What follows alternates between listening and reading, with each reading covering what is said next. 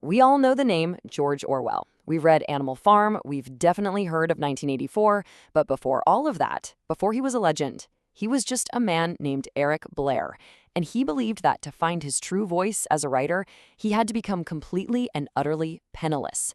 This is the story of how that incredible journey into poverty forged the author we know today. To really get what made Orwell tick, you have to start right here with this idea. This wasn't something that just happened to him. No, this was a deliberate choice, a journey he chose to take to the very bottom. For the man who would become Orwell, experiencing failure, experiencing poverty, that wasn't a curse. It was essential. It was, in his mind, a necessary and even virtuous education. So let's talk about Eric Blair. Who was he? Well, he was born in India back in 1903. He went to the super prestigious Eton College. He was on a track for a comfortable, privileged life inside the British Empire. But on the inside, he was completely at odds with the very system he was supposed to be a part of. That feeling really crystallized when he was working as an imperial police officer out in Burma. And in 1927, he did something that was, for his time and class, just unthinkable. He quit. You can just imagine the horror of his family. He walked away from a secure career to choose the totally uncertain, often brutal life of a writer. And here's what's so fascinating. This wasn't just about a writer looking for some gritty material for a book. Nope. Blair was driven by this deep, gnawing guilt from his time with the British Empire. He didn't just want to watch the oppressed from a safe distance. He felt this powerful need to become one of them. For him, seeking out poverty was almost like a form of personal redemption. So, in 1928, his quest to dive into this other world took him to a cheap hotel in a pretty grimy but incredibly alive neighborhood in Paris. He was ready to find out what life was really like when you had absolutely nothing. Just try to picture this place. Blair described it as this chaotic world of energy. Mornings would start with people literally shouting at each other over bedbugs. Daily life was this loud, public performance of arguments and just trying to get by. It was noisy, it was dirty, and it was intensely, unbelievably alive. And the people he was living with? Wow, what a cast of characters. You had this old couple, the Rougiers, who were tricking tourists with fake, dirty postcards. There was Henri, a sewer worker who was just silenced by a broken heart. And then there was Charlie, this young guy whose stories were both fascinating and, frankly, pretty disturbing. What Blair discovered was that, in a weird way, poverty had kind of freed all these people from the rules of normal behavior. For about a year and a half, he was just an observer, living off his savings. But then, right as his money was starting to run out, one single event happened that pushed him right over the edge. His little experiment was about to get terrifyingly real. Whether it was by an Italian composer he knew or a woman he met at a cafe, the stories differ, but the result was exactly the same. Poof. His money was gone. He was left completely broke. The experiment was over. This was reality now. 47 francs. That's it. That's all he had left in the entire world. It was about 7 shillings back then.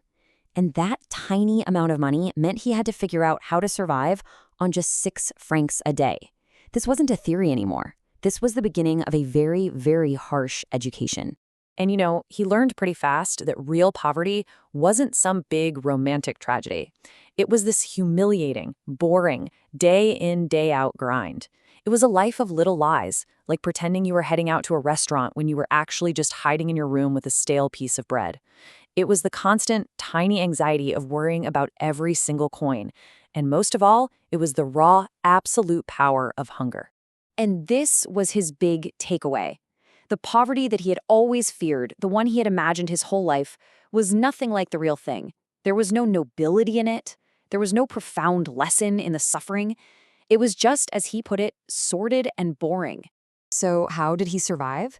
Well, Blair managed to get this grueling job as a plunger, which is basically a dishwasher, in the filthy, steaming hot kitchens of a fancy Paris hotel.